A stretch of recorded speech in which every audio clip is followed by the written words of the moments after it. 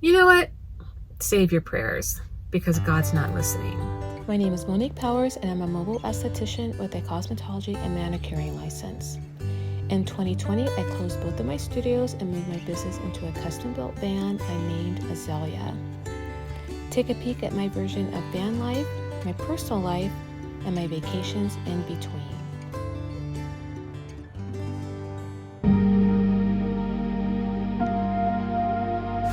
As you know by now, LA County has literally been under fire. Right now, I'm on my way to Santa Monica, which is approximately 6 miles away from the fire in the Palisades. I called my clients this morning hoping they would say something to indicate that they wanted to reschedule their appointments, but they didn't, so neither did I. I'm not sure what I'm going to see once I get there, but I do know that as of right now, Santa Monica has not been given orders to evacuate. Next week, I'm supposed to see a client in Malibu, and on my way there, I'll be able to get a first-hand look at the devastation on PCH. I know many homes, and the iconic restaurant Moon Shadows was burnt to the ground, which would be really heartbreaking to see. Driving out here is probably not the smartest thing to do because the air quality is really horrible. Speaking of horrible, 3 of my clients lost their homes in the Palisades. I can't begin to imagine losing every single piece of material possession I'm emotionally attached to, because as I've mentioned in a prior video, I'm not emotionally attached to my material possessions.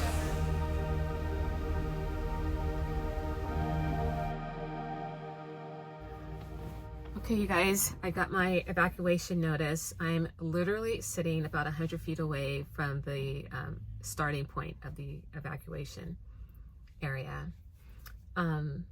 What's going on right now is very, very, very tragic. I think the only way to begin the healing process and to cling on to hope is to express gratitude. And I know that's easier said than done, because right now, I mean, many of you are probably like me, we haven't been affected by the fires. So watching the images on TV, it probably feels like it's a movie that we're watching. Whereas those that are directly impacted by it, this is probably their worst nightmare. And it just makes me think about the hope that people will be anticipating on the other side of this. And there's a scripture in the Bible that says, hope deferred makes the heart sick. And it's gonna be a long time coming for people to be made whole again. And I think in months and probably years to come, there's going to be quite a few people who are emotionally distressed by this whole thing. And this is where we need to just come alongside them and help them out any way that we can. Be very sympathetic, be very empathetic, and really be intentional with how we help them and not just say these blanket statements. What are some of the statements that we could say? Like, let me know if you need anything, I'm here for you. But then the moment someone reaches out to you, then you can't help them. But I think the way that we can, eliminate that awkwardness is to be very specific in how you can help. Like, if you can't help them financially, if you don't have the financial means, then that's what you say. I'm here to help you. I don't have any extra financial resources, but I do have a house that you could stay in. We have food, we have water, shelter. There's my car that you can use. I think that goes a long way when you're very intentional and detailed in how you can help, as opposed to just saying like these blanket statements. We say them without even thinking. And I think it's because we don't really know what to say. Another example is when you watch people on the news, they're crying and expressing their grief and what they've lost. And here you have the anchors and the reporters. They just want to hear more.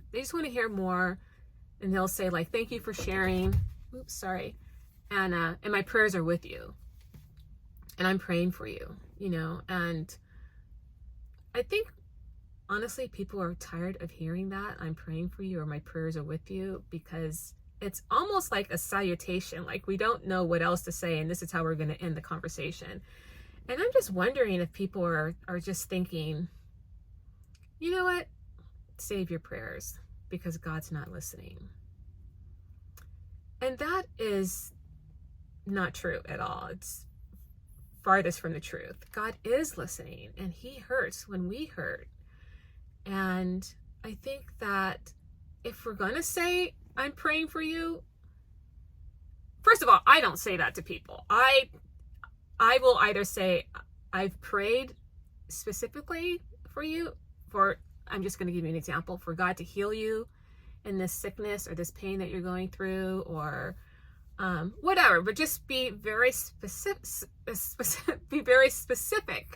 in what you say. And I think people will be able to receive it better and know that what you're saying is genuine, And I think that, in times when we don't know what to say, we don't know what to do, we need to really be choosing our words carefully.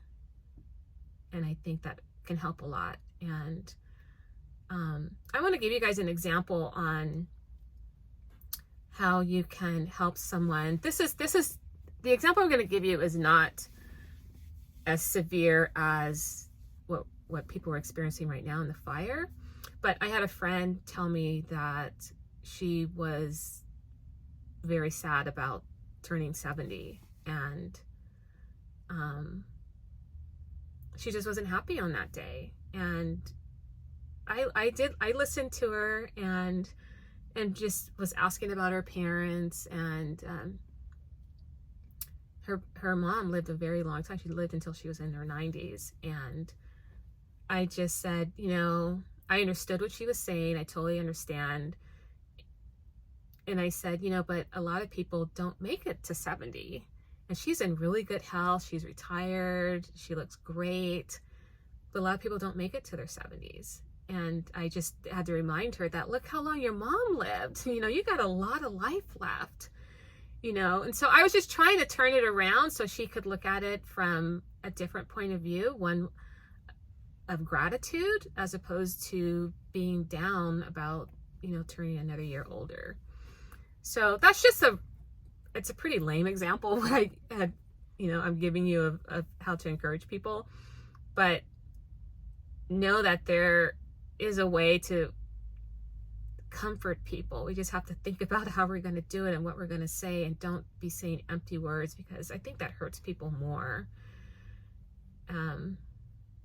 Anyway, I just wanted to share that with you. It's really tragic what's going on, and I'm about to see a client and help her with her eyelashes, and it makes me also think about what can stand between a woman and her eyelashes, because all I know is no pandemic, no risk of losing your home in a fire. That doesn't stop people from getting their eyelashes done. So I'm going to leave here, and I'm going to do her eyelashes, and then I'm going to go home.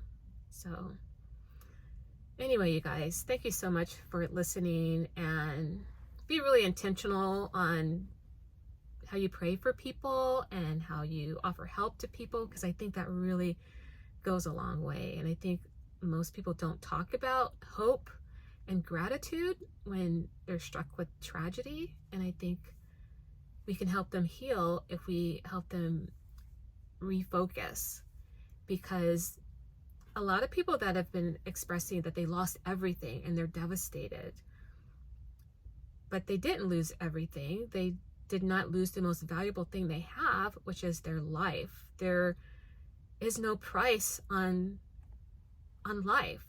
Our life is priceless. So it is hard to think about that when you're in the midst of tragedy. But I think there's a way that we can remind people in a loving way, in a gentle way, on how, just all that they have to be grateful for, and to offer them hope through gratitude. So I hope this helps someone. Leave a comment below if you know of anyone that has experienced, you know, the tragedy that we're going through here in California, and maybe share how you've been able to help your family and your friends in that way. All right. So in the meantime, I will see you guys in the next video. Okay. Take care.